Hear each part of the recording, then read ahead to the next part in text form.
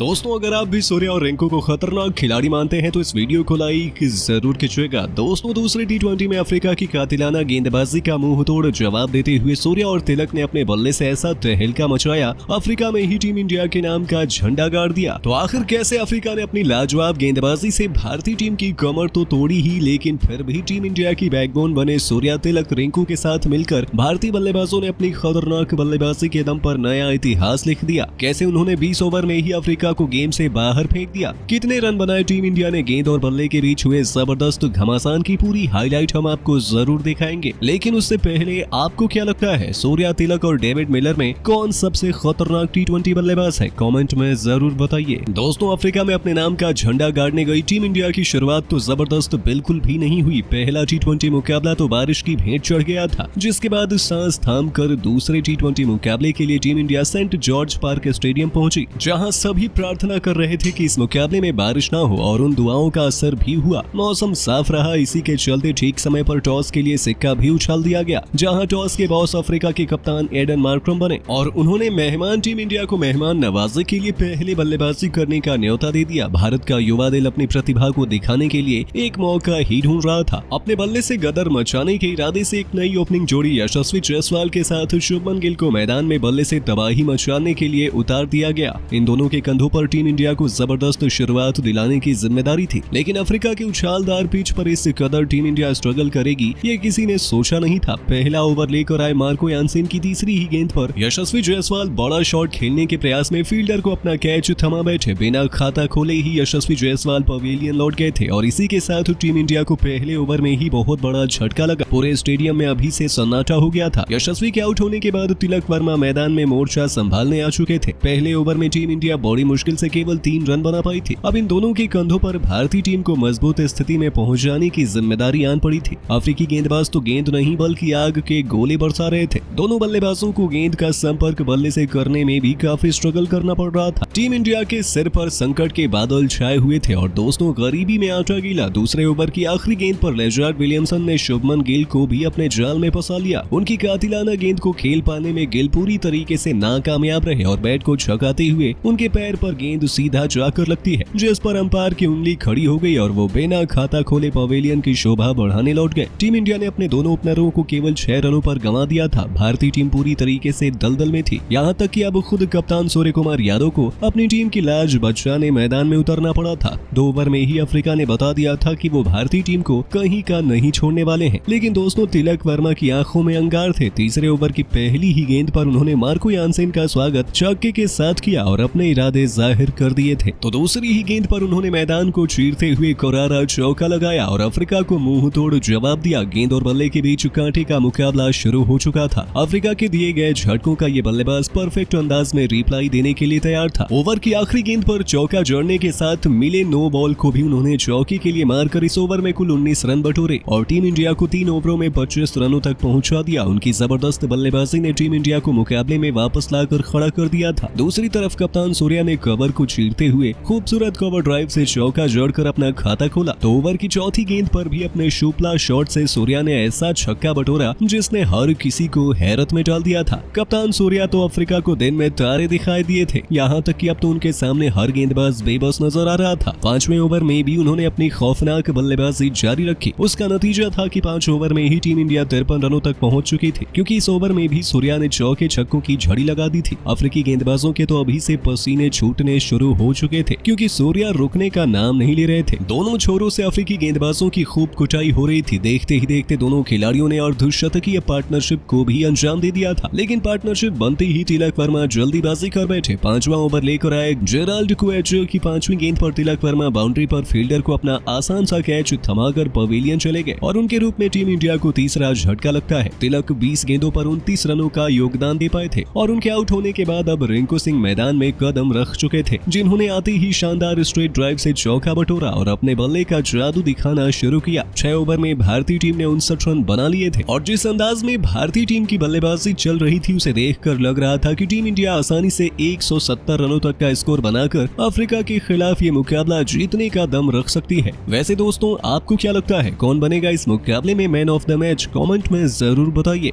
दोस्तों, एक बार फिर से अब भारतीय क्रिकेट टीम नीली जर्सी में हमें मैदान में दिखने लगी है। कहने को तो अफ्रीका का दौरा करने पहुंची भारतीय क्रिकेट टीम की सीरीज कुछ दिन पहले ही शुरू हो गई थी, लेकिन कमबख्त बारिश इतनी तेज थी कि मैदान में खेल तो छोड़िए, टॉस तक नहीं हो पाया। खैर, वो मुकाबला तो रद्द हुआ, लेकिन आज सीरीज का दूसरा मुकाबला खेलने के लिए सेंट जॉर्ज पार्क के मैदान में भारत और अफ्रीकी टीम फिर से आमने सामने है। और टी20 के नए नवेले कप्तान सूर्या की कप्तानी का नतीजा और उनकी परफॉर्मेंस तो हम ऑस्ट्रेलिया के खिलाफ भारत में देख ही चुके थे, लेकिन अब वक्त था अंतर्राष्ट्रीय स्तर पर अपने आप को साबित करने का, और कहना पड़ेगा कि कप्तान आज यहाँ भी नहीं झुके। खैर दोस्तों, आपको बता दें कि साउथ अफ्रीका की टीम भी अपनी पूरी तगड़ी स्क्वाड लेकर मैदान में उतरी है। शायद वो भी टी20 विश्व कप की तैयारियों में अभी से जुटना चाहते हैं। मुकाबला शुरू होता है और अफ्रीकी कैप्टन मार्करम टॉस जीतकर अपनी टीम के लिए पहले चुनते हैं गेंदबाजी। और टीम की शुरुआत कितनी ज्यादा खतरनाक थी, आप इस बात का अंदाजा इसी आंकड़े से लगा लीजिए कि यशस्वी जायसवाल और शुभमन गिल दोनों 0 पर आउट हो गए थे। हमारे 6 रन स्कोरबोर्ड पर थे और 2 विकेट गिर गए थे। लेकिन इसके बाद कुछ ऐसा हुआ कि सारा प्रेशर उतार कर भारतीय खिलाड़ियों ने ना अफ्रीका की टीम पर लाद दिया था, और इसमें सबसे महत्वपूर्ण रोल अदा किया कप्तान सूर्य कुमार यादव और तिलक वर्मा की जोड़ी ने। दोस्तों, हमारा विकेट दूसरे ओवर में गिरा और पहले ओवर में, लेकिन इसके बाद अगला विकेट लेने के लिए 5 से 6 ओवर लग गए और इस बीच आई रनों की आंधी। तिलक वर्मा साहब का जहां 20 गेंदों में 4 चौके लगाकर 1 छक्का लगाकर 145 का स्ट्राइक रेट था और 29 रन भी, तो कप्तान सूर्य का भी क्या ही कहना, उन्होंने तो 12 गेंदों में 2 चौके 2 छक्के लगाकर 200 के स्ट्राइक रेट से दोस्तों पूरे 26 रन बना डाले थे। और रिंकू सिंह तो आते ही मैदान में पहली गेंद पर चौका जड़कर 400 के स्ट्राइक रेट से बल्लेबाजी कर रहे थे। मतलब कि जिस भारतीय क्रिकेट टीम के 2 ओवर में 6 पर 2 विकेट थे, उसके 6ठे ओवर के खत्म होने तक 60 से ज्यादा रन हो चुके थे, भले ही हमारे 3 विकेट गिर गए थे। और दोस्तों, मानना पड़ेगा सूर्य कुमार यादव को, जिन्होंने प्रेशर लेने से ज्यादा टीम के लिए परफॉर्म करना ज्यादा जरूरी समझा और इस जिम्मेदारी को बखूबी निभाया भी, फिर वो चाहे तिलक वर्मा हो या फिर रिंकू सिंह क्यों ना हो। इसी तरीके से दोस्तों इन खिलाड़ियों की खौफनाक बल्लेबाजी जारी रही और 10 ओवर में हम फिर 100 तक पहुंच ही गए थे। और दोस्तों, सूर्या ने अपनी इसी खतरनाक बल्लेबाजी को जारी रखते हुए ना 29 गेंदों के अंदर बैक टू बैक 2 चौके लगाकर अपना 50 पूरा कर लिया था। 5 चौके 3 छक्के इनकी पारी में शुमार थे और 30 गेंदों में अब इनके 55 रन से ज्यादा हो चुके थे। उधर रिंकू का भी तूफान आ चुका था, जो 14 गेंदों में 20 से ज्यादा रन बना चुके थे। जिस भारतीय क्रिकेट टीम के दोस्तों 6 पर 2 विकेट थे ना, अब 3 विकेट पर उसके 105 से ज्यादा रन थे।